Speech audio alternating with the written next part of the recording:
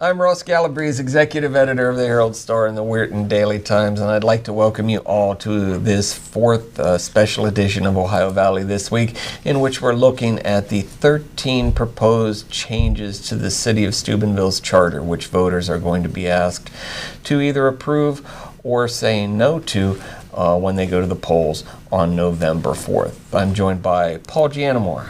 Hello, and we're also joined by our guest, the guy with all the good explanations, Judge Mascio, Judge John J. Mascio. I don't know how good they are, but they're explanations. You have not baffled me any more than you have in the past 35 years. So. All right, well, we have looked at issues 1 through 11 on the previous 3 segments, and we're going to look at the final 2 issues right now, beginning with issue 12, and that repeals several paragraphs of the existing charter.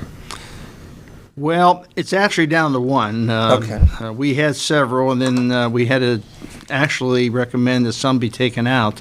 The Board of Appeals is still going to be on. It's a non-existent board, doesn't do anything at all, and it doesn't need to be in the charter at all. So we're recommending it be totally repealed and removed. We did have a provision in there dealing with nominations and elections. Present charter says that you follow the state law. And our thinking was, well, why have it in there? State law applies. We'll just go ahead and whatever the statute says, that's what we'll do.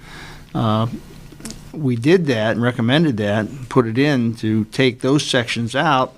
I was contacted by the Board of Elections who told me that this has created a problem in different areas of the state, depending upon how it's interpreted. Some would say that if you don't have something in the charter telling you how to conduct your elections, then it becomes a discussion. Do you have partisan elections, nonpartisan elections? When do you have them? And different places have ruled differently. Our board knows, Board of Elections that is, they know what we intended, what we wanted to do, and would probably implement that. But down the road, you get different people that are working for the Board of Elections. They may look at it differently. So it was suggested that we not repeal what's in there and we leave it in, and we're following the recommendations of the Board of Elections. That seems odd. I mean, somewhere in the charter, does it not say, is there not a reversionary, some clause that says if it's not specifically spelled out here, it reverts? That wouldn't. It's not in it. It's not there. But if it's going to make it easier to leave the language in, we Don't decided cause to leave confusion. the language in. Sure. Right. Sure. Okay. And those are that's so basically it's gotten down to now there's only the one section, the Board of Appeals, that'll be on issue 12. Which has been there and no one's ever known what it does. I mean, it's a worthless thing. What they were thinking. All right, and finally, issue 13, that authorizes the law director to appoint special counsel with the authorization of city council. They do it now, Okay. but there have been some court cases that have indicated that if a charter says that the law director is legal representative for the city, that does not give the city authority to hire special counsel.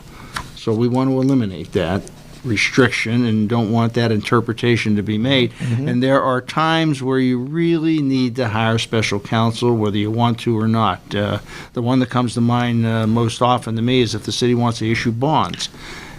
To do that, you have to get an opinion from bond counsel. I don't know how many firms are doing it now, but I can remember when I was a law director, there were only 2 firms in the state of Ohio that rendered opinions on the issuance of bonds. And John Mascio signing off on something isn't the same as Peck, Schaefer, and Williams in Cincinnati or Squire, Sanders, and Dempsey. Yeah, right.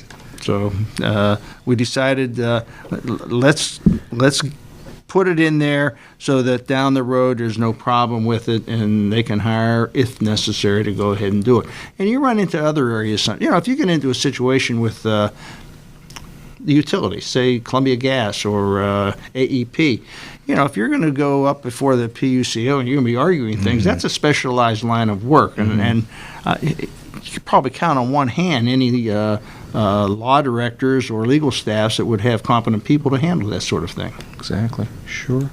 Okay.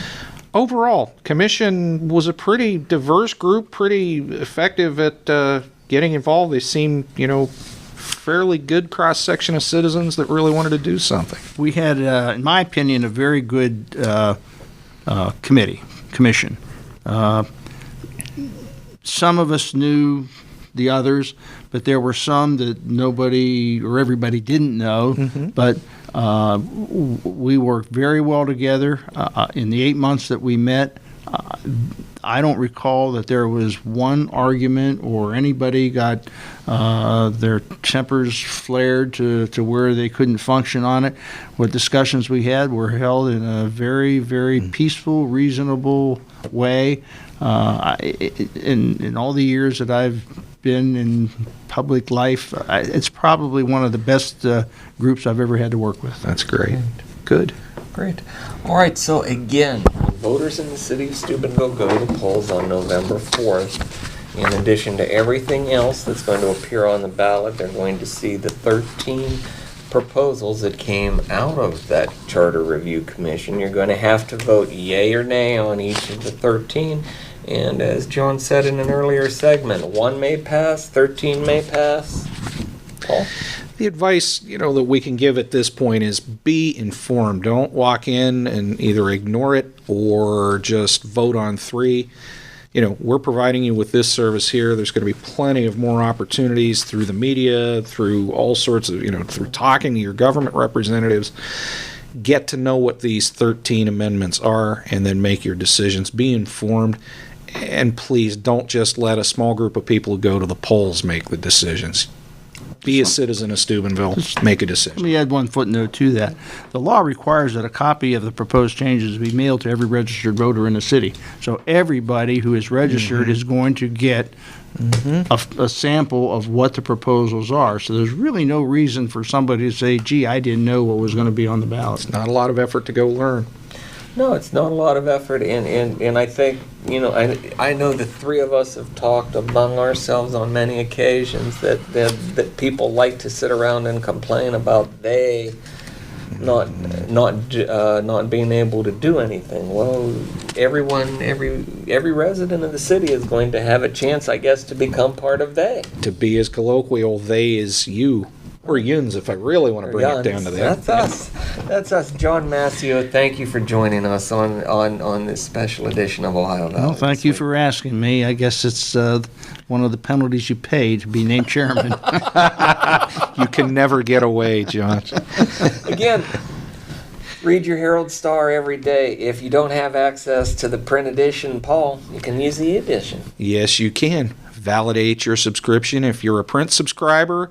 Please subscribe if you're not. We have lots of things about your neighbors, your friends, your community, happenings in town. It's not just government stories, although you should probably read the local newspaper to be an informed citizen.